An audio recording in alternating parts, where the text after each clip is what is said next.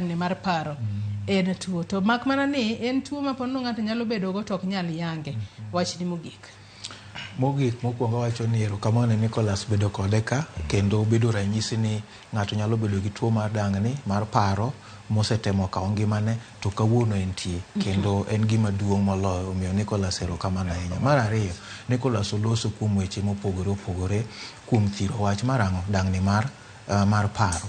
Wanyalo golo gini kaluwore ni waen gauge jolony manitiere bende ka ng'ato tuo to ing'iso ng'at matuo ibedo gi umakini inyalo neno ni ng'ani nigi chandruok we mondo mi wakonye.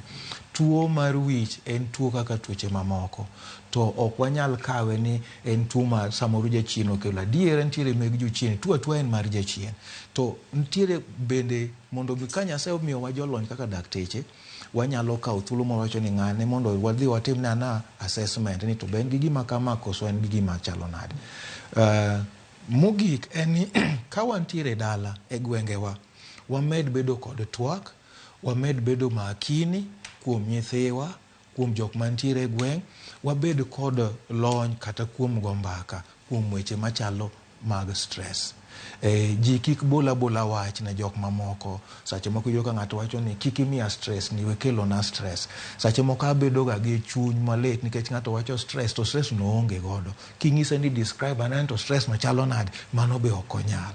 Omiyo wamakre uru lwedo e dwe ni wawuo kuom weche mag kawo ngima ni ok en gima kare, ok en gima ber to wamany jolony mondo okonywa kata community.